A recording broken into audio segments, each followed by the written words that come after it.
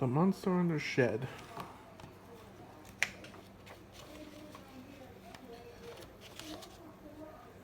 It was dark, blustery evening at the station, so Topham had to close the railway early on account of the weather. The engines were waiting for the signal to return to the sheds. Maybe one of us should tell a story to pass the time, Thomas sniggered. The other engines looked pleased with Thomas' idea.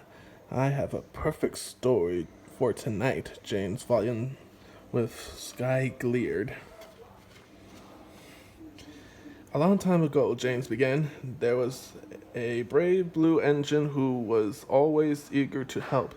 Blue engine, the station master asked one night, would you go to the end of the tracks to pick up a coach that was left behind? Of course, the brave, eager engine replied, and he set out into the dark, foggy night. By the time the little blue engine reached the end of the tracks, the fog was so thick he could hardly see anything.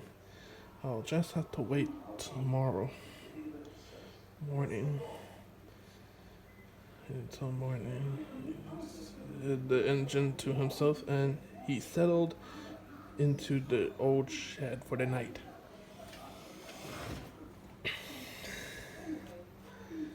Later that night, the blue engine awoke a noise coming from below the shed. He opened his eyes and saw a long finger reached for him through the footboards. There was a monster under the shed. Terrified, the little blue engine raced out of the shed with a horrified engine-eating monster chasing him through the fog.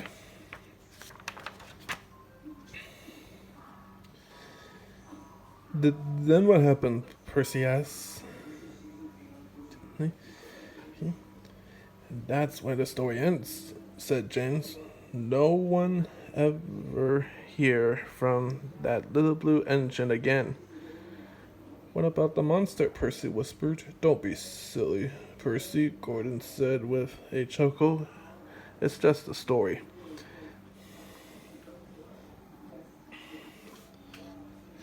What if the story is true? Percy asked on their way to their sheds. What if engine eating monster is out there somewhere right now? Stop being such a scaredy cat, Percy, Thomas answered. There is no such thing as monsters.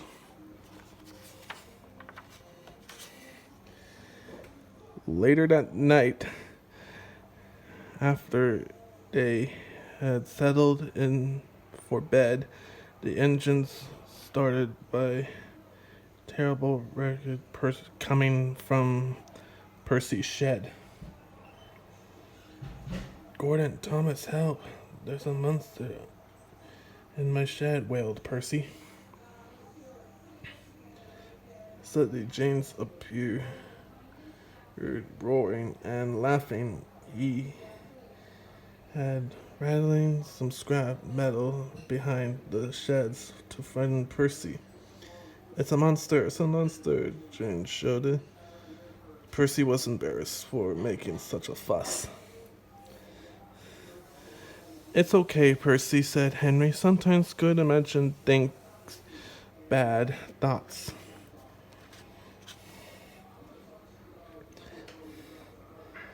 Later that night, Thomas woke with a fright.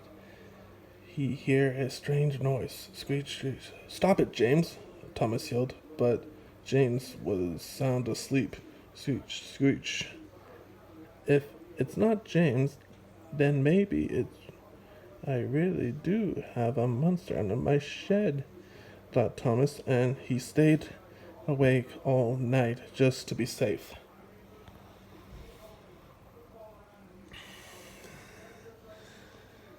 Thomas was awfully tired when he met Percy at the docks the next morning. Did you hear any other strange noise in your shed last night? Thomas asked. Not afraid Jane's silly pranks, Percy replied. Now Thomas felt silly for staying awake all night.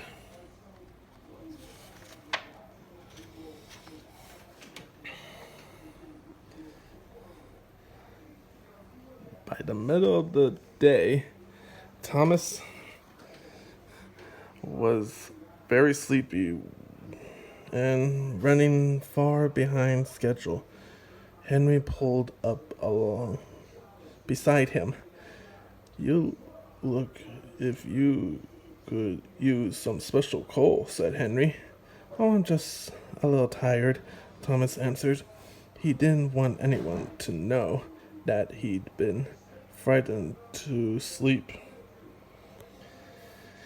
Then Jane sped by on the express tray. What's the matter, Thomas? He called. Monsters kept you up all night? And Jane's disappeared down the track, laughing loudly.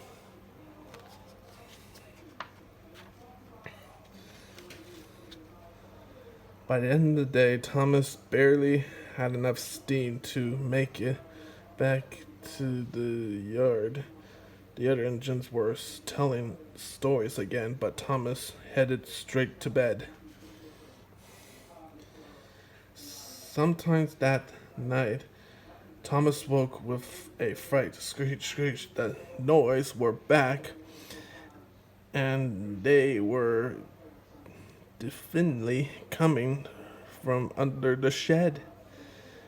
Who's there? Thomas whispered into the dark. Came the answer. Go away, monster. Get out, Thomas ordered as he closed his eyes tight. Thump, thump, thump. The noise was getting louder and closer. That will surely awake the other engines, Thomas said to himself. They'll save me from the monster. But the other engines did not steered. Thump, thump. It's just outside door, Thomas yelped. There is head.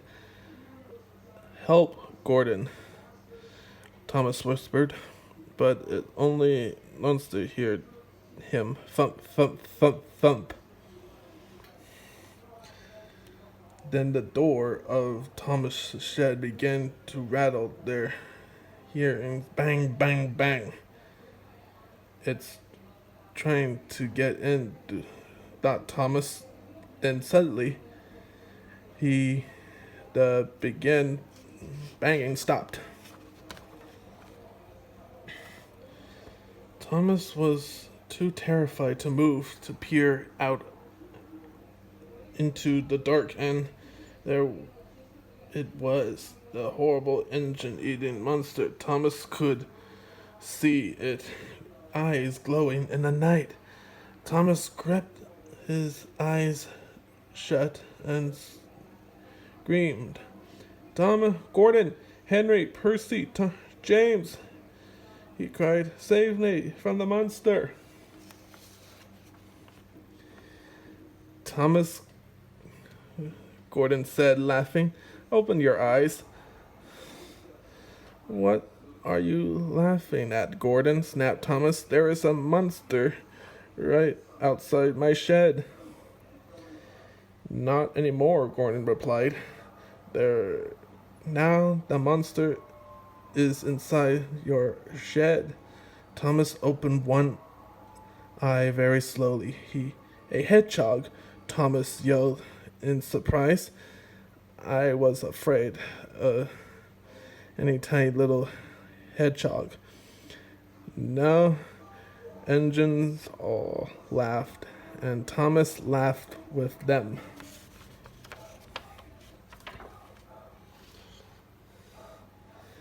Percy has a good imagination, Thomas, but I think your evening better, said Gordon with a little chuckle.